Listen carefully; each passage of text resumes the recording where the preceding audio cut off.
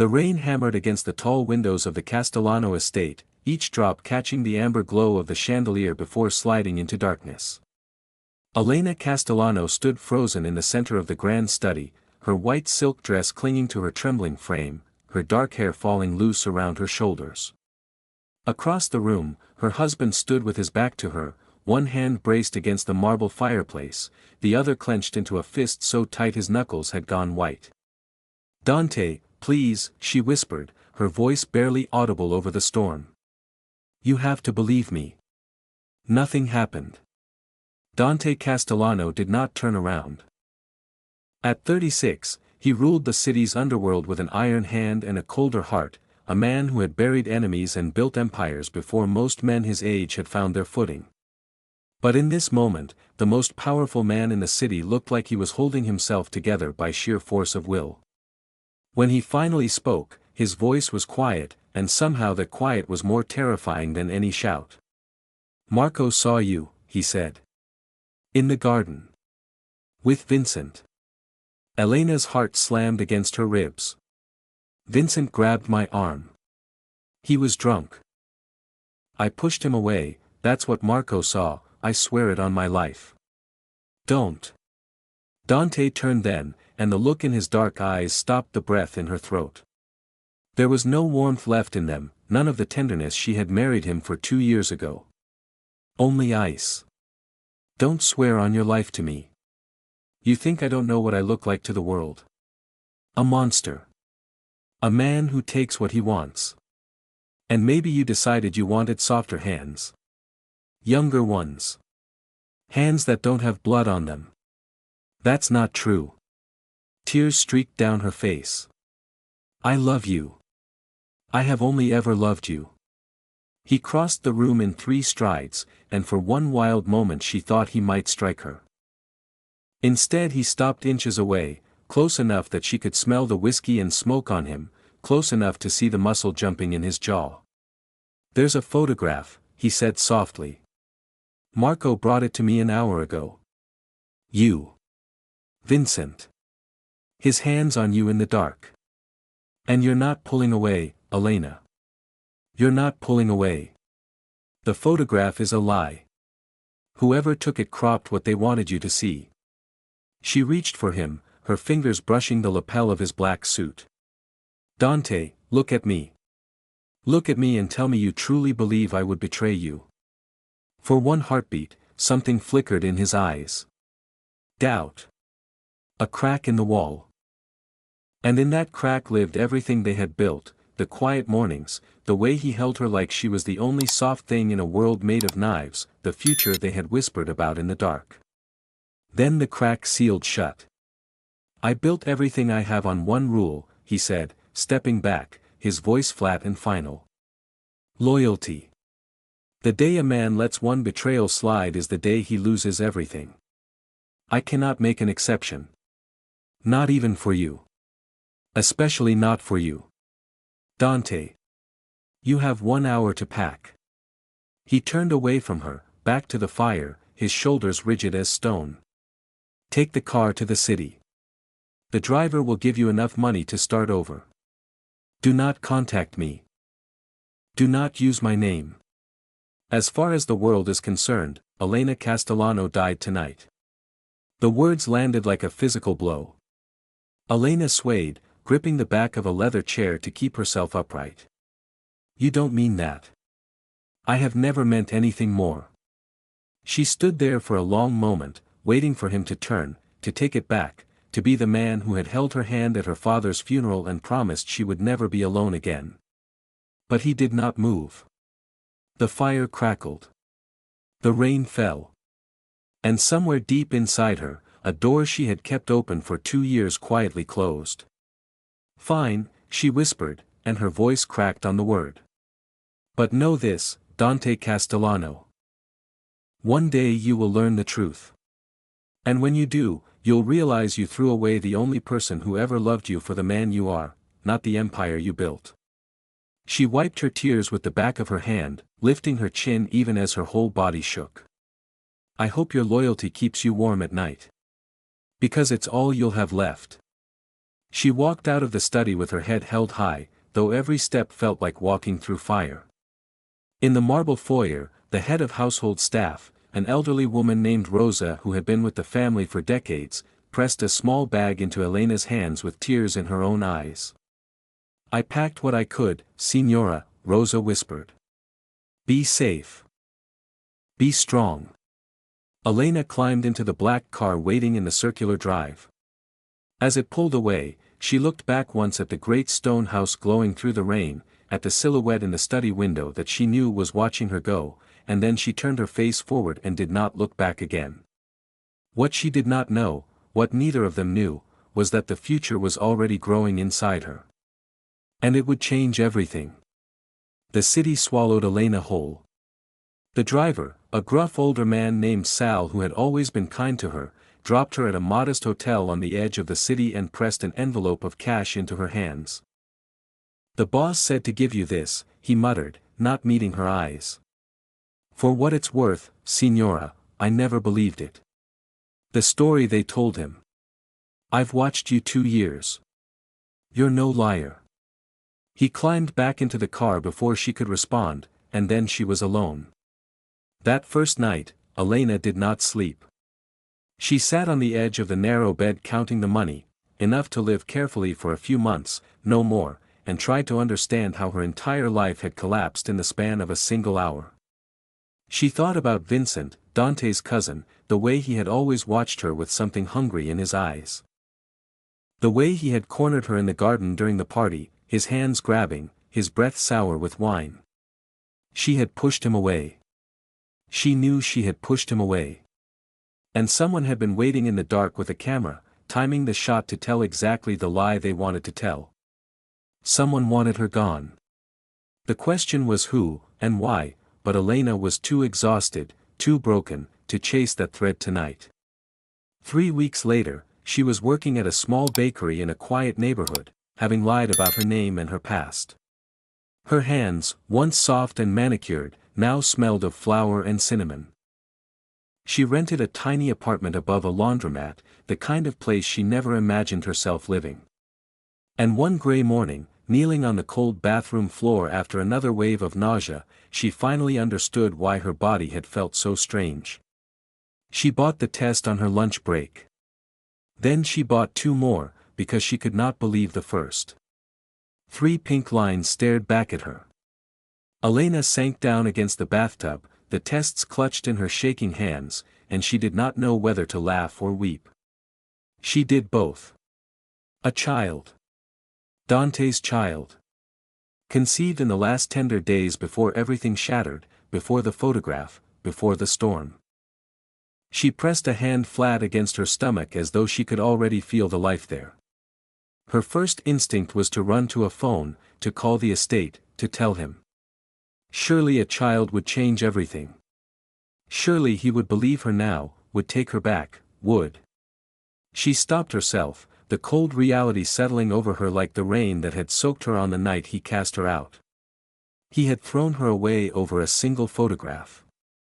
A man who could not believe her when she swore on her life, what would he do with a child? She knew Dante Castellano. She knew the world he ruled, the enemies who circled him like wolves, the violence that lived at the edges of his life. A child of his blood would be a target the moment it drew breath. And a child whose paternity he doubted? He might take it from her entirely, raise it in that cold stone house, and leave her with nothing. No. She would not give him that power. "It's just you and me now," she whispered to the life inside her. "And I promise you, you will grow up free. Loved. Far away from cages and crowns and men who measure love in loyalty." She wiped her eyes and stood, steadier than she had felt in weeks. Whatever it takes.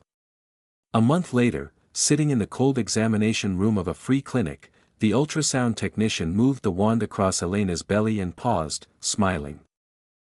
"Well," she said. "I hope you're prepared to be very busy. There are 2 heartbeats here. Twins." Elena laughed, a wet, astonished laugh, tears spilling down her cheeks. Of course. Of course it would be 2. The universe had a sense of humor, handing her double the responsibility and double the love in the same breath.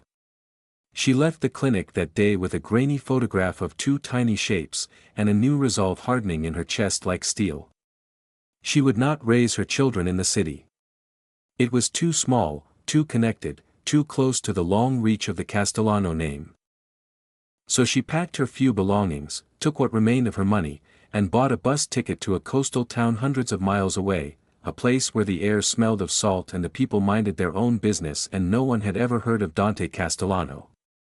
She would build a new life there. A real one.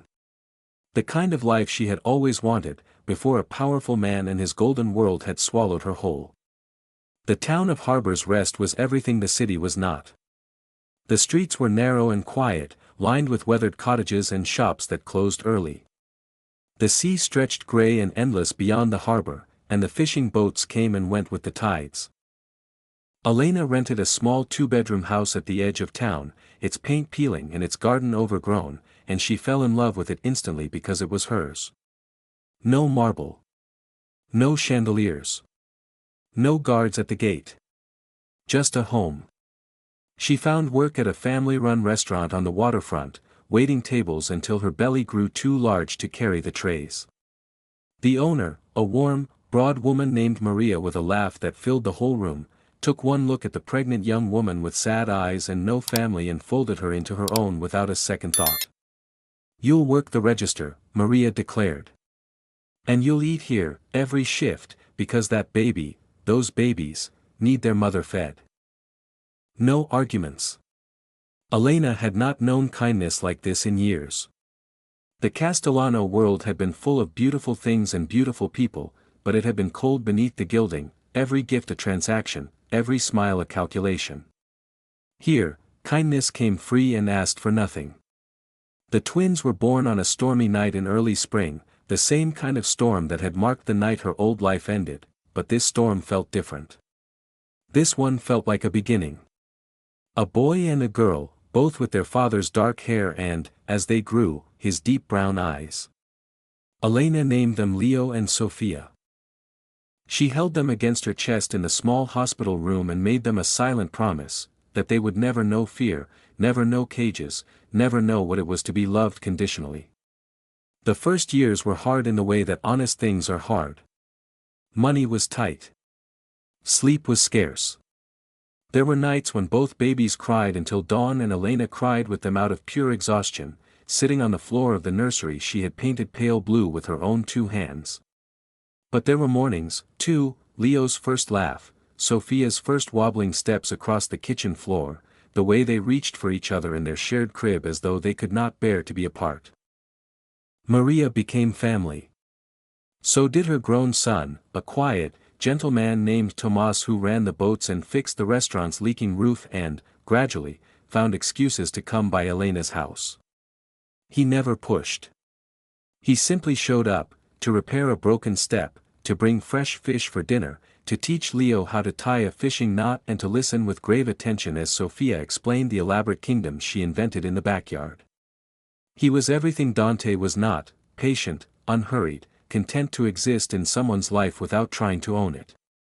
"He's sweet on you," Maria observed one evening, watching her son chase the twins around the garden, all three of them shrieking with laughter. "And those babies adore him." "I know," Elena said softly. "But I'm not ready, Maria. I may never be." She watched Tomas swing Sophia onto his shoulders, and her heart ached with a complicated tenderness. "I gave my heart away once to a man who broke it. I'm afraid of what's left." Maria patted her hand. "Take your time, child. The good ones wait. And that boy of mine has the patience of the tide." Elena built a real life in Harbor's Rest. She saved her money and, after 3 years, scraped together enough to open a small bakery of her own, a cozy storefront on the main street, its windows always fogged with warmth, the smell of fresh bread drawing the whole town through its doors. She named it Sophia and Leo's, and her children grew up dusted in flour, doing their homework at the corner table, the heart and soul of everything she had built. She thought of Dante less and less as the years passed, though never entirely. How could she, when she saw his face every day in the faces of their children? Leo had his father's stubborn jaw and his way of going quiet and intense when he was concentrating. Sophia had his sharp, watchful eyes that seemed to see straight through to the truth of things.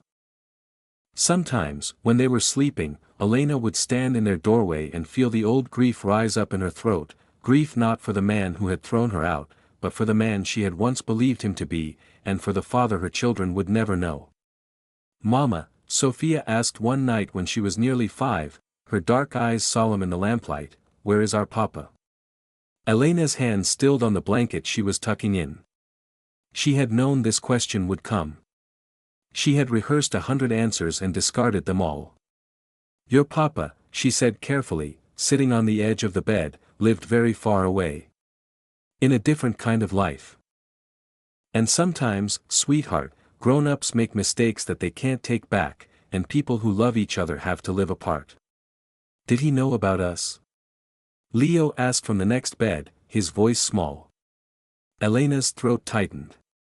"No," she whispered. "No, my loves. He didn't know. Would he have wanted us?" Sophia pressed, with the relentless honesty of a child. And Elena, who had spent 5 years building a fortress of certainty around her choice, felt it crack just slightly. "I think," she said slowly, "that anyone in the world would want you too. You are the very best thing that ever happened to me." She kissed them both goodnight and went to stand at the window, looking out at the dark sea, and for the first time in a long time she let herself wonder what Dante was doing, all those miles away. Whether he was still cold and alone in that great stone house. Whether he ever thought of her. Whether, somewhere beneath all that loyalty and ice, he had ever once doubted the lie he had believed. She did not know that the answer to that question was about to come find her. The man who walked into Sophia and Leo's bakery on a bright autumn morning did not look like a ghost from the past. He looked like an ordinary businessman in an expensive coat, ordering a coffee and a pastry, glancing around the warm little shop with mild curiosity. But Elena, working the register, felt the blood drain from her face the moment she saw him. It was Marco. Dante's right hand. The man who had brought him the photograph 5 years ago. The man who had, with a single image, ended her old life. For a moment she could not breathe. Marco had not seen her yet, he was studying the chalkboard menu, and Elena's mind raced through a dozen frantic options. Run. Hide. Pretend to be someone else. But it was too late. He turned, and his eyes met hers, and she watched the recognition bloom across his weathered face. "Elena," he breathed.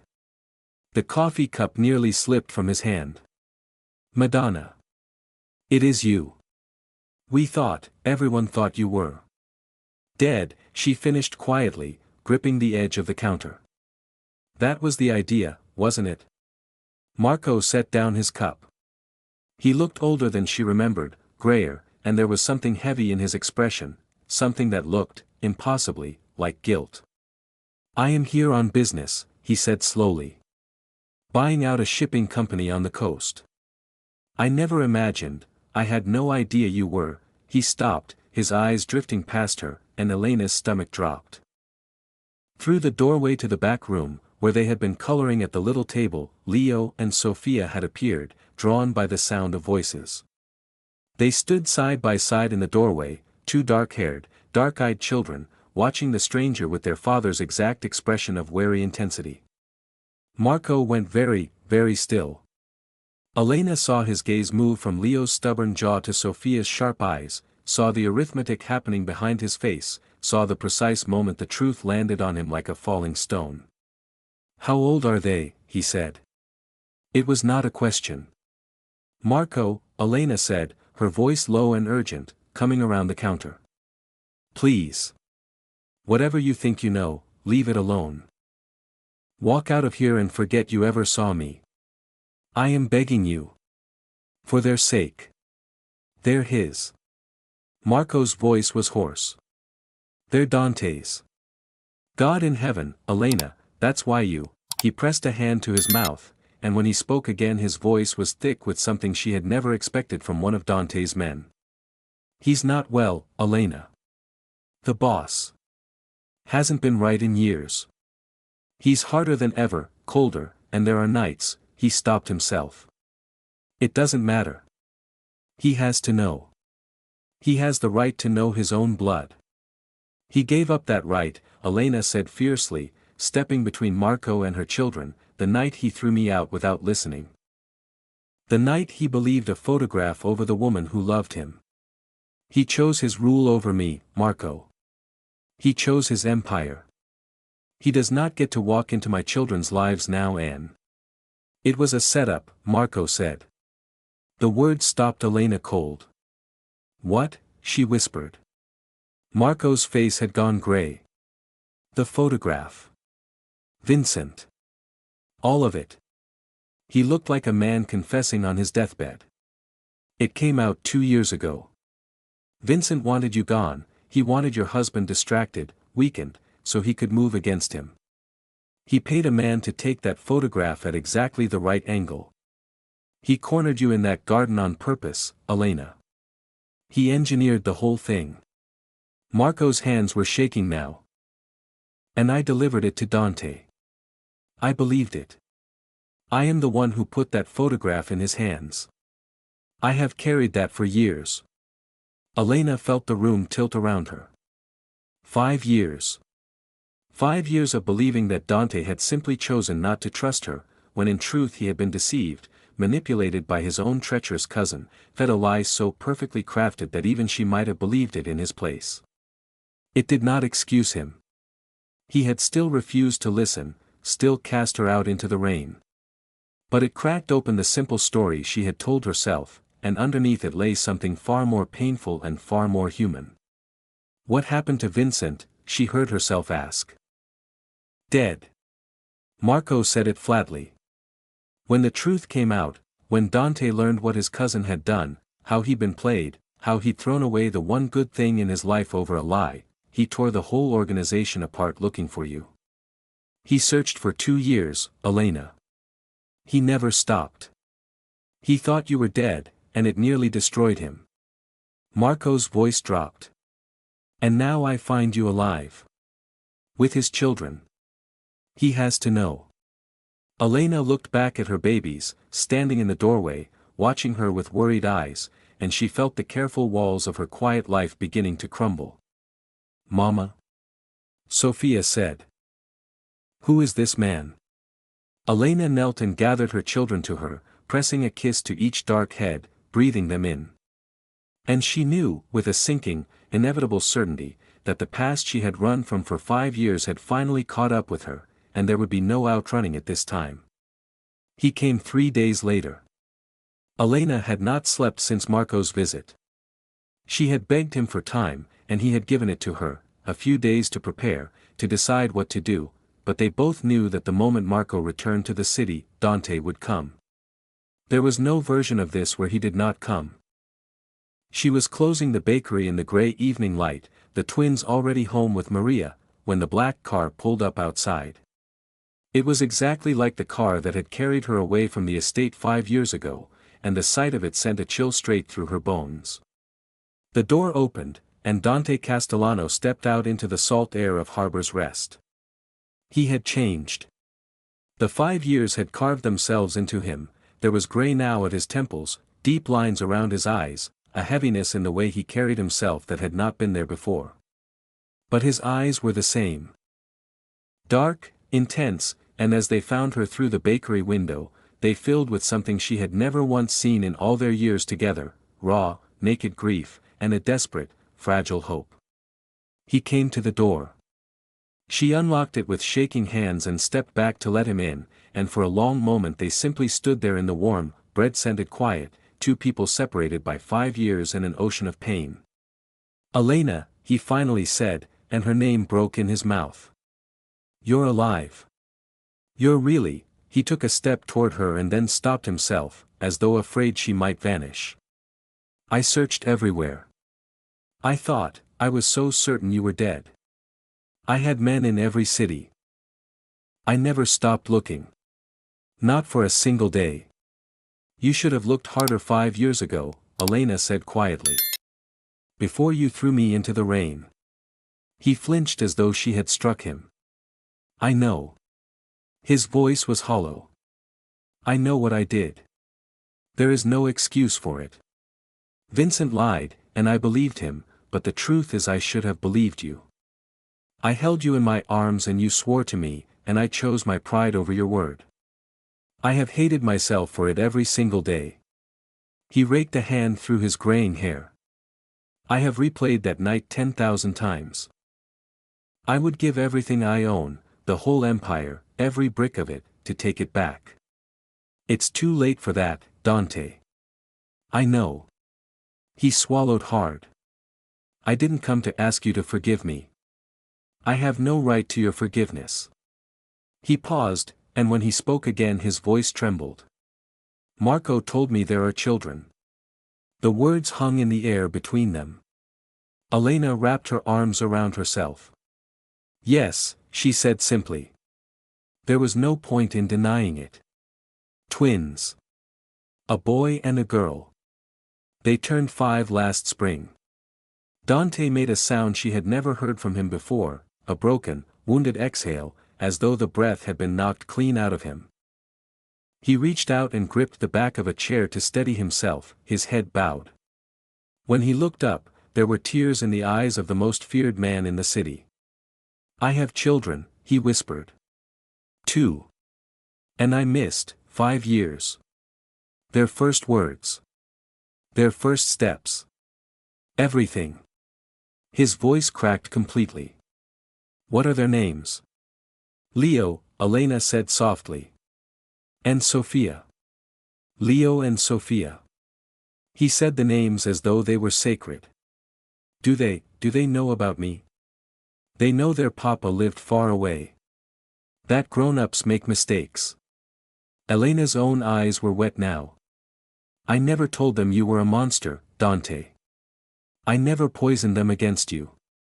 I had to protect them. The night you threw me out, I had no idea I was carrying them. And by the time I knew, I was terrified, of your world, of what your enemies would do to children of your blood, of you taking them from me. So I ran. I built a life where they could be safe and free and ordinary. I will not apologize for that. No, Dante said. No, you shouldn't. You did what I forced you to do. The blame for all of it, every year I lost, lies with me and the lie I chose to believe. He wiped his face roughly with the back of his hand, a gesture so human and so unlike the cold king she had married that it made her chest ache. Would you let me see them? Just see them. I'm not here to take them, Elena. I swear it on my life, on everything I have left. I would rather die than tear them from the only home they've known. I need to see my children's faces. Please. Elena studied him for a long moment, the grief, the brokenness, the way the arrogance and ice had been ground down into something raw and humbled. This was not the man who had cast her out. This was a man who had paid for that night every day for 5 years, and would go on paying for it the rest of his life. Tomorrow, she said at last. There's a park by the harbor. I'll bring them. You can meet them, as a friend, for now. Nothing more. We tell them the truth slowly, on their terms, at their pace. If you frighten them, if you try to use your money or your power to push your way in, I will take them somewhere you will never find us again. Do you understand me? Yes, Dante breathed, and the relief in his voice was almost unbearable. Yes. Anything. Your rules. Whatever it takes. Thank you, Elena. Thank you. She watched him walk back to the black car, watched him climb in and sit there for a long moment with his head in his hands before the car pulled away.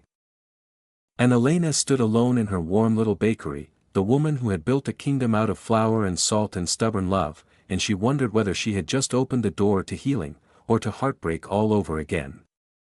The morning was clear and bright, the kind of crisp autumn day that made the harbor sparkle. Elena held tight to two small hands as they walked toward the park, her heart pounding so hard she was sure the twins could hear it. "Why do we get to skip the bakery today?" Leo asked, kicking a pebble along the path. "Because today is special," Elena said. "There's someone I'd like you to meet. A friend. He's traveled a very long way." Sophia, ever perceptive, looked up at her mother's face and frowned. "Mama, you look scared." "Not scared, sweetheart," Elena said, though her voice wavered. "Just a little nervous. Like the first day of something new." Dante was waiting by the old stone bench near the water, and Elena nearly stopped in her tracks at the sight of him. Gone was the expensive coat, the imposing presence of the man who ruled an empire. He wore simple clothes, and he was crouched down low, his hands clasped nervously, making himself small, as though he understood instinctively that he must not loom over these two children, must not be a tower casting a shadow, but something nearer to the ground. In his hands he held two small wrapped packages. The twins slowed, pressing closer to their mother, regarding the stranger with their father's exact wariness. Dante looked at them, and Elena saw his composure nearly shatter completely, saw him take in Leo's jaw and Sophia's eyes and the unmistakable echo of himself in their small faces. His own eyes filled, but he held the tears back, summoning a gentle smile from somewhere deep inside. "Hello," he said softly. "You must be Leo. And you must be Sophia. My name is Dante. I'm a friend of your mama's, from a long time ago." Neither child spoke. Sophia studied him with open suspicion. Leo half hid behind Elena's leg. "I heard," Dante continued carefully, "that there's a very good bakery in this town, run by a very brave lady, and that her two children are the smartest in all of Harbor's Rest. So I thought I shouldn't show up empty-handed." He held out the two packages, his hands trembling almost imperceptibly. "I didn't know what you'd like. So I asked someone who knows you a little, and I hope I got it right." Sophia, curiosity winning over caution, stepped forward and took her package. Inside was a beautiful set of colored pencils and a sketchbook, far finer than anything she owned. Her face lit up despite herself. Leo, watching his sister, edged forward and accepted his own, a small wooden boat, hand-carved, the kind the fishermen sailed in the harbor. He turned it over in his hands with the same intent, quiet concentration his father had, and something in Dante's chest visibly broke open at the sight of it. "I like boats," Leo said quietly, the first words he had offered. "Tomas is teaching me to sail." "Is he?" Dante's voice was unsteady. That's wonderful, Leo. Maybe one day you could tell me about it. I never learned to sail. I think I missed out." For an hour, they sat on the grass by the water. Dante did not push. He did not try to be more than he was, a kind stranger who listened with his whole heart. He asked Sophia about her drawings and listened with genuine wonder as she explained the imaginary kingdom she'd invented.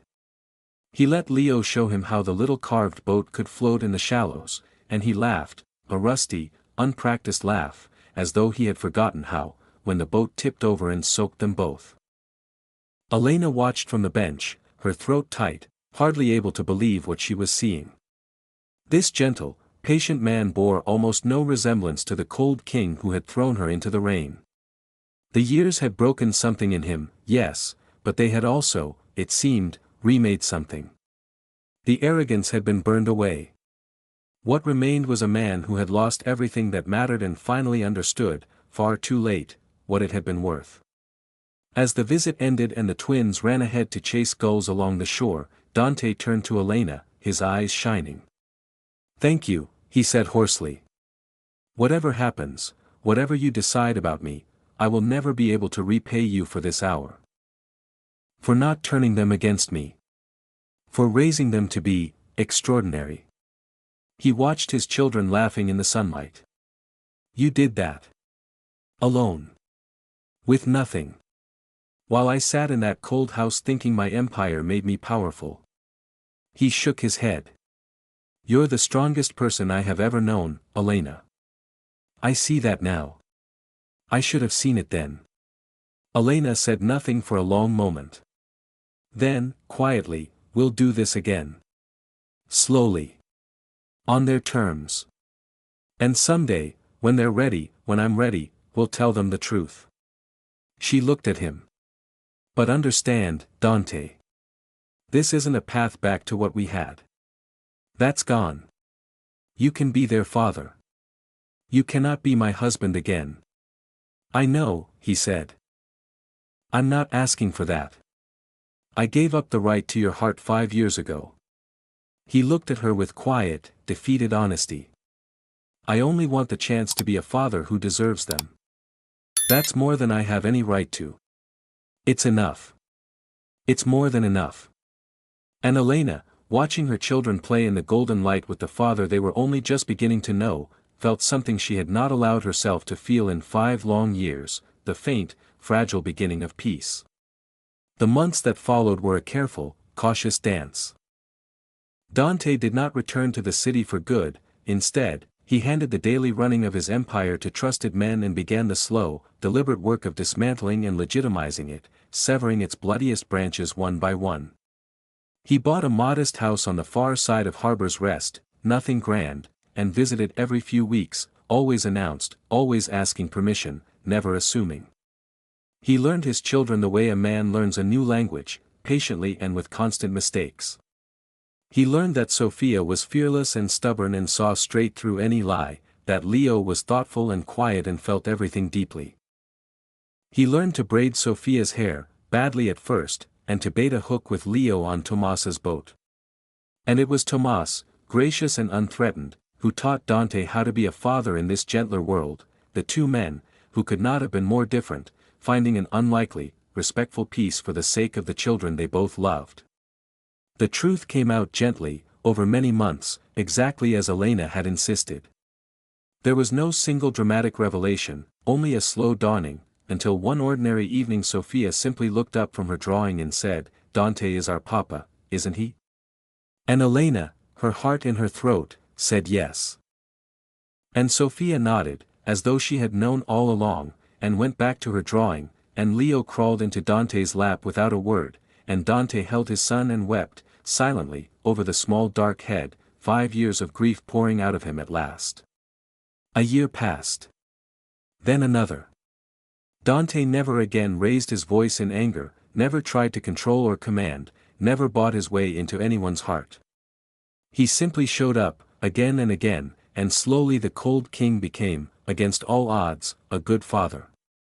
He and Elena built a careful friendship from the wreckage of their marriage, not the love they had lost, but something steadier, founded on honesty rather than possession. And one spring evening, standing on the porch of her little house watching Leo and Sophia race across the garden while Dante chased them, roaring like a dragon, and Tomas mended a net nearby with a contented smile, Elena thought of the last words she had spoken to Dante 5 years ago. "I hope your loyalty keeps you warm at night." It had not. She knew that now. His loyalty to a rule, his pride, his empire of steel and fear, none of it had warmed him. It had taken 5 years of grief and a town that smelled of salt and bread to teach him what she had always known, that love is not loyalty enforced or possession guarded.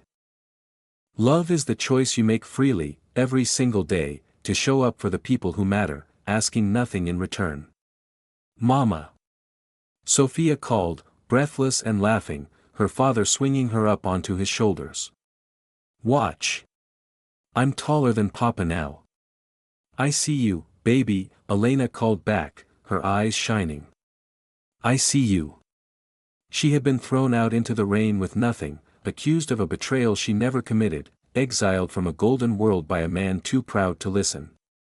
And she had taken that ruin and built something far greater than any empire, a real life, a free life, a home full of warmth and honest love. The Mafia boss had cast her out for a cheating that never was. 5 years later, she had returned with his twins. But she had not returned to be rescued, or restored, or reclaimed. She had returned whole. She had returned strong. And in the end, it was not she who had needed saving, it was the broken king, who learned at last that the only kingdom worth having is the one you build not with fear, but with love freely given and freely returned. The sun sank golden over the harbor, and somewhere a child was laughing, and Elena Castellano, no, simply Elena, the woman who had remade herself from nothing, smiled into the warm evening light and was, at long last, at peace.